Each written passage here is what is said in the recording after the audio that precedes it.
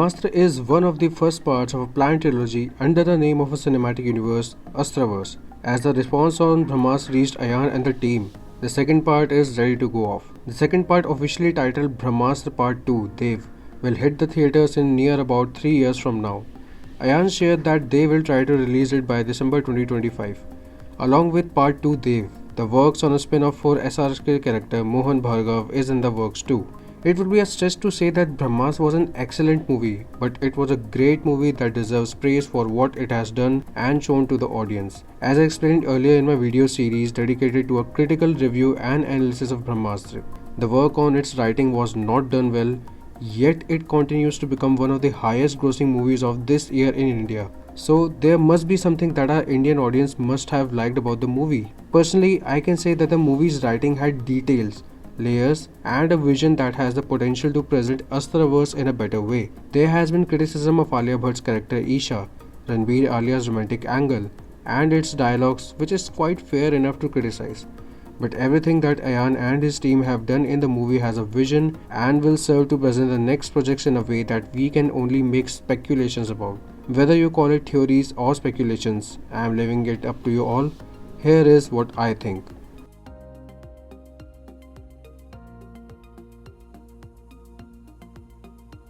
Following the movie's story flow, there is the first theory for SRK's character Mohan being a more interesting character than just a cameo. While the riveting reaction to SRK's cameo have given a green light to the makers to go ahead with the original thought of a spin-off on Mohan that Ayan thought of while shooting the film, my theory refers to the sequel of Brahmastra Part 2 Dev and not the spin-off. But both of the things have an interrelated connection for the next part. As we see the news of Mohan's death playing on a projector in the pandal, there is only suspicion of suicide. The news mentions the name SpaceHind, which is Mohan's organization.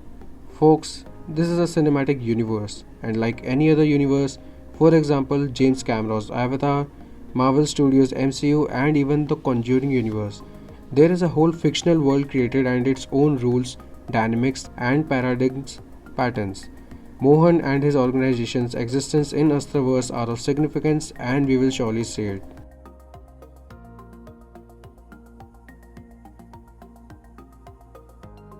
The second theory is for Alia Bhatt's character Isha. As many of us have perceived and then criticized Isha for her bland personality, too sweetish charm, simplistic or naive representation, and contribution to Brahma's storyline, there might be something more than what we are making assumptions about her character. The dialogues on Ranbir and Alia both are significant even when they sound amateurish from a writing POV. Isha asks Shiva, "Kaun ho tum? Who are you?" And Shiva asks her in return, "Kya ho tum? What are you?"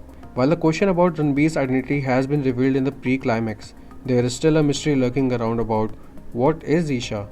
How the hell is Shiva's power have a connection with Isha so much? How is she his, button? There are other theories on Isha such as Isha is recruited by Guru and Dimple Kapadia's unnamed character.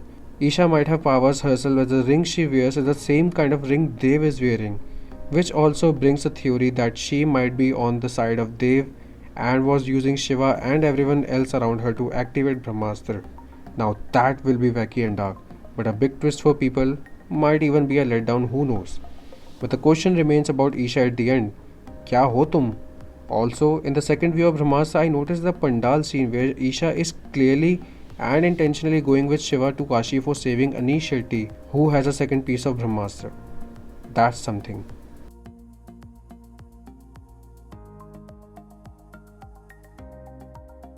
The third theory is for Ranbir's connection to fire, Isha, and even Junoon, not the same point. As we learned about his character named Shiva, who turned out to be the only son of earlier Brahmansh members, Dev and Amrita. Shiva has clearly inherited the powers of Dev, the main antagonist of the Brahmastra trilogy. He was able to control all the Astras and wielded the power of Brahmastra in a way. Dev and inheritance of his and Amrita's superpower might be the reason how Shiva was able to contain the power of Brahmastra. Although there is no simple logical explanation about how one can contain and deactivate such a powerful weapon, the world in Astraverse might have one for it. Agni is clearly depicted as the most powerful Astra in Brahmastra, but it can also be tamed by Jal Astra. So how Agni Astra is the most powerful here, which is also something Shiva's character, the main protagonist, possesses. No other Astra but Agni Astra. Dev, who is captured in a giant stone statue, can be seen communicating with Junoon, who happens to be his henchwoman. But is she only a henchwoman and not something more important who gave her life to activate Brahmastra and claims that it is her purpose to serve her what she calls Brahmadev? What if she's Dev's daughter? So basically the question for Shiva still remains at the end like Isha. Kaun ho tum? My stepbrother? No! God, please, no! No! No!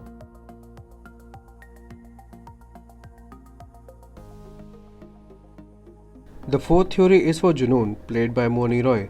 What I said about her being more than a henchwoman to Dev, the main antagonist, the reason lies in her name itself.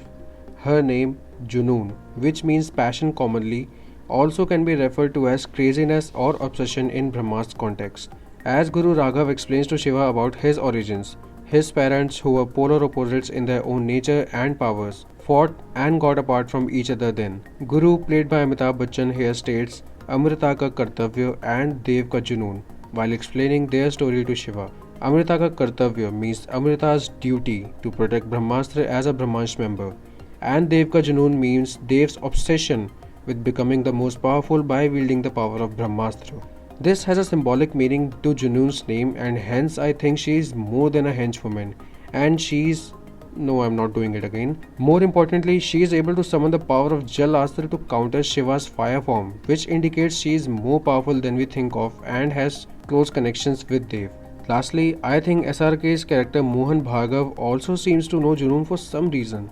Junoon captures Mohan, and the way he is telling her that she has no idea about the power of Brahmastra, it was more sympathetic than to say cautiously. I might be scratching too much here at this point, but I'm saying what I noticed and felt from SRK's dialogue delivery.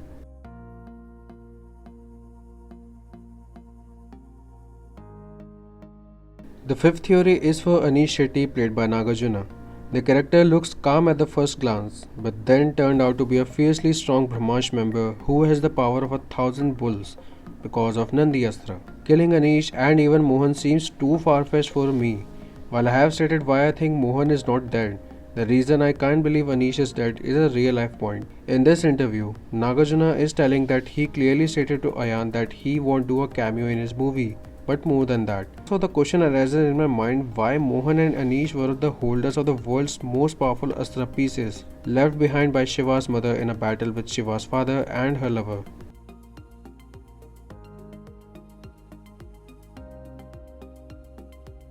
The sixth theory is for Amrita, Shiva's mother and Dev's lover.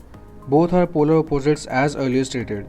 Amrita wielded the power of Jal Astra, water, and put a stop to the plan to activate Brahmastra by breaking it down into 3 pieces with a trident formed from her powers. She failed the plan of Dev, who wielded the power of Agni Astra, fire mainly, but also wanted to activate Brahmastra and possess that power. After breaking Brahmastra into 3 pieces, she took one with her. Why? Why she didn't give it to Brahmansh like the other 2 pieces? Why she left Brahmansh after the fight with Dev? And how could she die in the fire if she has Jal Astra? One thing about Amrita and Dev's character is from something I read on Twitter. Amrita and Dev are similar names to Ayan Mukerji's own parents, Amrit and Dev. Ayan writes the stories for his movies trying to express a story about his own and create the protagonist by keeping himself in that place. He also stated in this interview, okay, like a filmmaker is essentially like, finding a story within yourself that you want to tell and then going out and trying to find a way to tell that story. It's a form of communication. It's like how I'm trying to communicate my thoughts through this answer. After all, everyone is trying to express their stories and taking themselves for the creation of heroes in the movies. As Ramadhir has said already, सब साले सबके दिमाग में अपनी अपनी picture चल रही है. सब साले हीरो बनना चाह रहे हैं अपनी पिक्चर में. So if Shiva is related to Ayan, Amrita and Dev are related to his parents, and the second part is about Dev, can the third part be about Amrita? This will retell the story told in the first part about the battle between Amrita and Dev, ending it in the final part of the trilogy.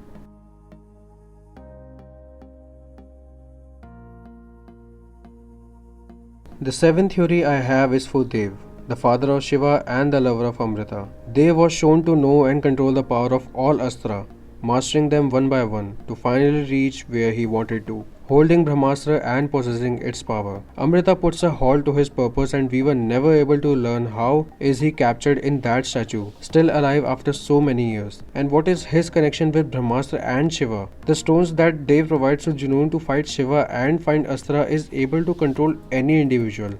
And Shiva is able to see from the point of view of anyone who is wearing the stone. I think it was not Mohan and Anish whom Shiva was able to see vision because of some unknown reason. It must be the stone, as in the scene where Isha fell from the roof in the end. There is no other individual, I think, from whose point of view Shiva could see Isha in the real time. It has to be the stone, as when Shiva himself wears the stone, Dev, captured in the giant stone statue in a lair, appears in front of him and was able to directly consume Shiva's power. So, the question is not only to Shiva that who is he, or better I should say, kaun ho tum, but also to Dev, Amrita asking him, kaun ho tum. But the next question is how Shiva was at all able to connect and speak with both Mohan and Anish through some sort of telepathic power. Was it because of Brahmastra?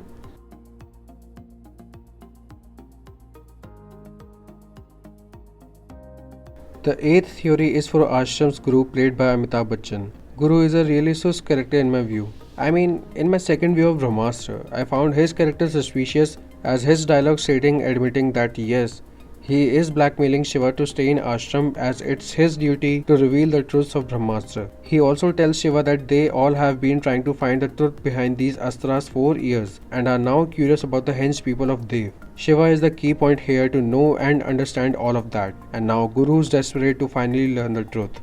Even if I'm wrong about the last bit I just stated, my question is still valid, I believe. How does this old man know about Shiva? How does he know that Amrita and Dev have a son if we know Amrita left Brahmanch without showing up? Were Amrita and Guruji in contact with each other? Was Isha really a recruit by Guru then? And if yes, how did they learn about Shiva after all those years? There is a timeline that is needed to be explained by Ayan and his team about this world of Astraverse. Not in this way, please. I am still confused about the X-Men timeline to this day.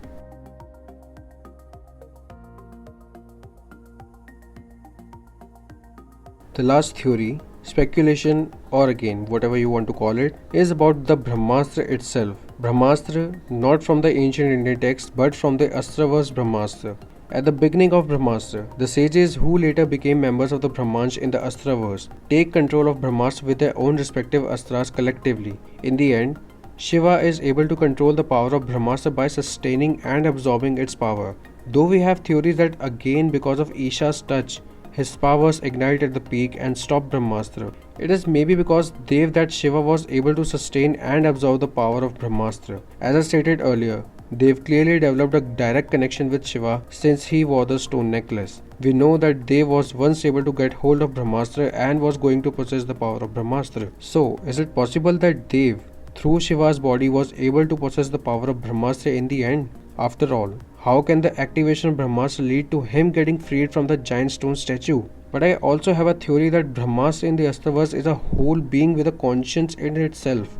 I know, crazy. But it's just a theory, keeping in mind that Brahmastra is made from divine energy called Brahma Shakti, and despite being the most powerful Astra, Brahmanch collectively controlled the power of Brahmastra, and then Shiva was able to stop the destruction of Brahmastra while ready to being sacrificed by Brahmastra for protecting Isha, as Guru explains in the end. What if Shiva's sacrifice actually influenced Brahmastra as a conscious being to withdraw its power? In my third view of Brahmastra, not intentional, PVR offered as a sorry to the cancelled show of Avatar IMAX 3D. I recorded a final scene to add it to the third part of Brahmastra review and analysis. In this video, you can see that one of the hands from Shiva's back is trying to reach Brahmastra to touch it, and when the hand does touch it, Shiva was able to deactivate it. There has to be a bigger explanation about this particular point here. Shiva, kaun ho tum? Astraverse is a universe, and any possibility is there just like any other universe. Ayan has shared that he is going to take the criticisms and even fan theories into consideration while creating the second part of Brahmastra, officially titled Brahmastra Part 2 Dev. We all are excitingly waiting for India's first cinematic universe to expand further and better, and we hope to see them as soon as possible. In the whole video, This is my only serious thought for and about Ayan and his team, considerably having Ranbir Kapoor and Alia Bhatt as producers here to create a separate venture in the name of Astraverse and copywriting every material under the Astraverse banner as soon as they can. Share with me your own theories, speculations and whatever you want to share in the comments below. Like and share this video among your peers if you like my efforts and are excited to see the future of Astraverse. I will see you the next time now. Peace.